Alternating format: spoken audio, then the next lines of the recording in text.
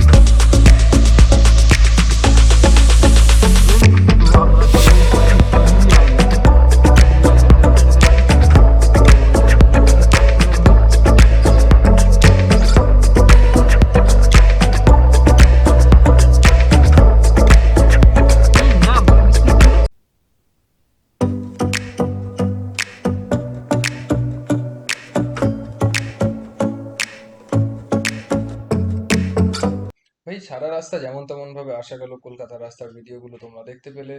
আর কলকাতা পার হওয়ার পর থেকে যা ফগ ছিল, প্রচন্ড পরিমাণে ফগ ছিল, গাড়ি চালাতে প্রচন্ড অসুবিধা হচ্ছিল। আর মাইক্রোফোনটা না নিয়ে আসার কারণে প্রচন্ড নয়েজ হচ্ছিল, যার জন্য আমাকে ভয়েসটা বন্ধ করতে হয়েছে। রাস্তায় তোমাদের সাথে কোনো কমিউনিকেশন করতে পারিনি, তোমাদের সাথে কোনো কথা বলতে পারিনি। তো পার্সোনালি এই জায়গাটায় এসে তোমাদের সাথে কথা বলা হচ্ছে।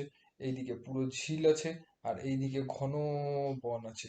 ঠিক তার উল্টো দিকে এই দিকটাতে ঘন বন আছে। জানি না এগুলোকে কি বন বলে, তোমরা যদি কেউ জেনে থাকো কমেন্টে অবশ্যই জানিও এটাকে কি বলে, কি গাছ বলে। ঠিক সুন্দরবন অঞ্চলে যেই গাছগুলো দেখা যায় নদীর ধারে, ঘন বন হয়ে থাকে, তো সেই গাছগুলোই রয়েছে, কাটা কাটা গাছ। আহ, আর পার্সোনালি আমি বলবো, যদি কেউ তার নিজের ফ্যামিলি নিয়ে আসতে চাও, যদি কেউ প্রকৃতির থেকে মানে কোলাহল থেকে, মানুষের কোলাহল থেকে দূরে প্রকৃতির বুকে আসতে চাও, প্রকৃতির আবহাওয়া, পাখির কিচিরমিচির এগুলোকে অনুভব করতে চাও, তো অবশ্যই এই প্লেসটাতে ভিজিট করো। এই প্লেসটা সত্যি খুব সুন্দর প্লেস। আমার কাছে তো পার্সোনালি খুব ভালো লেগেছে। একাকিত্বে কিছুটা টাইম কাটানোর জন্য সব থেকে সুন্দর প্লেস। তো যদি কারোর আসার ইচ্ছে থাকে, অবশ্যই এসো। আর কে কে এই প্লেসটায় গেছো বা কে কে যেতে চাইছো আমাকে জানিও। আমি ডিটেলসটা পুরোটা তাকে দিয়ে দেবো। কমেন্ট করো, কমেন্ট করে জানিও, তাহলেই আমি তাকে টোটাল ডিটেলসটা দিয়ে দেবো। তো চলো আগে দেখতে থাকো।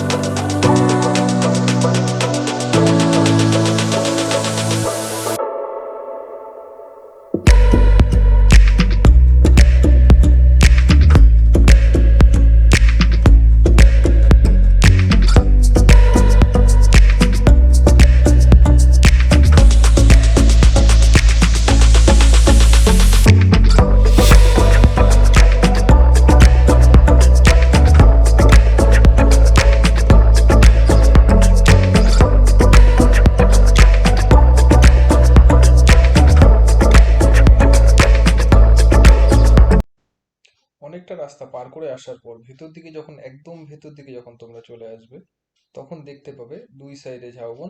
ঠিক তার আগের যে প্লেসটা তুমি দেখেছিলে, তোমরা দেখেছিলে, তার ঠিক উল্টো। তখন ছিল ডান দিকে ঝিল ছিল আর বাদিকে ঝাউবন ছিল। এখন ঠিক বাদিকে ঝিল রয়েছে, ডান দিকে ঝাউবন। আর তার পাশ দিয়ে রয়েছে, ঝিলের ধার দিয়ে রয়েছে এরকম ছোট ছোট ছোট ছোট কটেজ করা, যেই কটেজগুলো মানুষ এখানকে আর এখানে বেড়াতে আসা মানুষের থাকার জন্য বানানো হয়েছে।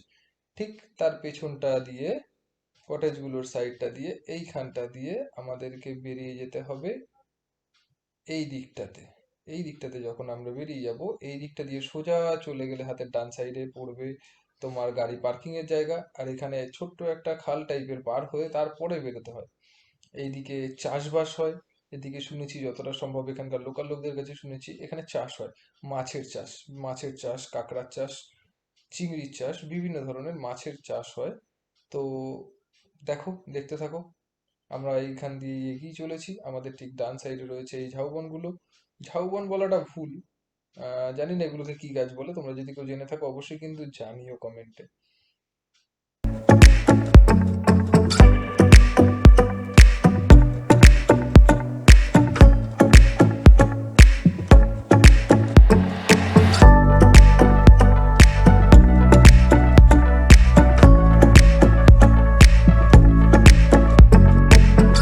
এখানটায় আমাদের গাড়িটাকে রাখতে লাগবে। এবার আমরা এখানটায় গাড়িটাকে পার্কিং করব। তো চলো এখানটায় গাড়িটাকে পার্কিং করি। বাস, অনেকটা ট্রাভেল করে আসা হলো, কোমর পুরো ব্যথা হয়ে গেছে, পা ব্যথা হয়ে গেছে। তো এখানটায় গাড়িটাকে পার্কিং করে এবার আমরা এগিয়ে যাব পায়ে হেঁটে, কারণ এখান থেকে গাড়ি নিয়ে যাওয়া অ্যালাউড নেই। এটা পার্কিং প্লেস। এখানটায় গাড়িটাকে পার্কিং করে রেখে এখান থেকে আমরা পায়ে হেঁটে এগিয়ে যাব। সামনে রয়েছে কাঠের সেতু। কাঠের সেতু দিয়ে আমাদেরকে সামনের দিকে এগিয়ে যেতে লাগবে।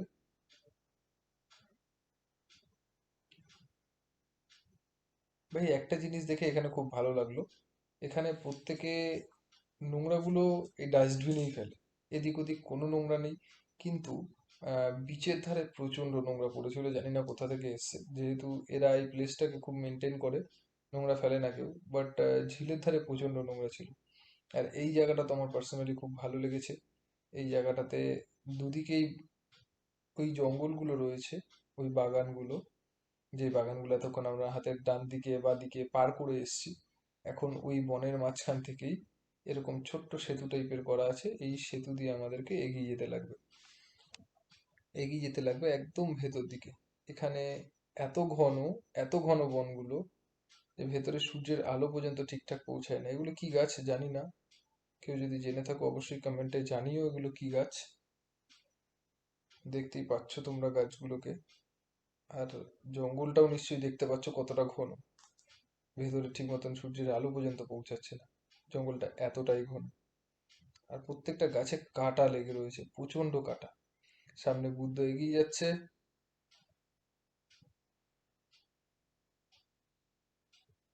বাহ ভাই, সব ঠিকঠাক। জঙ্গলগুলো দেখো খালি, প্রচন্ড ঘন জঙ্গল।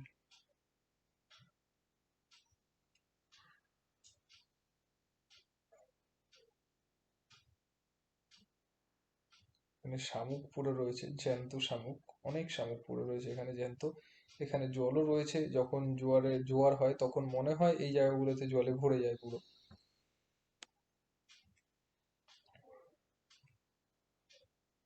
তো চলো এগিয়ে যাওয়া যাক। কিন্তু একটা জিনিস দেখে আমাদের মন খারাপ হয়ে গেল, যে যেই জায়গাটায় আমরা এসেছি এই জায়গাটাতে সাইনবোর্ড টানানো রয়েছে যে সমুদ্রে নামা নিষেধ। কিন্তু আমরা ভাই কার কথা শুনবো, আমরা তো সমুদ্রে নামবোই অবশ্যই। তো ঠিক এই প্লেসটাতে ওই নোটিশ বোর্ডটা লাগানো রয়েছে, সমুদ্রে নামা নিষেধ। ওই যে সামনে নীল কালারের বোর্ডটাতে নোটিশ দেওয়া রয়েছে, সমুদ্রে নামা নিষেধ। এখান থেকে কাঠের ব্রিজ শুরু, এই দেখো,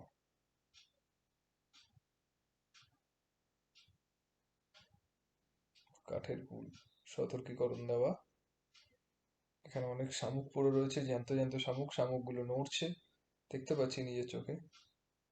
এই কাঠের পুল পার করে, খুব সুন্দর প্লেস, খুব সুন্দর প্লেস। যদি কেউ ফ্যামিলি নিয়ে আসতে চাও অবশ্যই এই প্লেসটাতে ভিজিট করো। প্লেসটার নাম হচ্ছে হেনরি আইল্যান্ড। এই প্লেসটার নাম হেনরি আইল্যান্ড। তো জায়গাটা সত্যি খুব সুন্দর, বাট একটু জনমানব শূন্য, জনমানবের থেকে একটু দূরে। কিন্তু একাকিত্বে প্রকৃতির বুকে টাইম কাটানোর জন্য খুব সুন্দর জায়গা। যারা একাকিত্ব পছন্দ করো তাদের কাছে খুবই ভালো লাগবে, সত্যি খুব সুন্দর প্লেস। বাট বুদ্ধর কাছে ভালো লাগেনি, জানি না কেন। ও ভাই একটু সরসারা বা একটু হই হট্টগোল পছন্দ করে, তো ওর কাছে হয়তো এই কারণেই ভালো লাগেনি। তো চলো এগিয়ে যাওয়া যাক, আর সামনের দিকে দেখতে থাকো আরো কি কি সুন্দর প্লেস আছে, কি কি সুন্দর জায়গা আছে।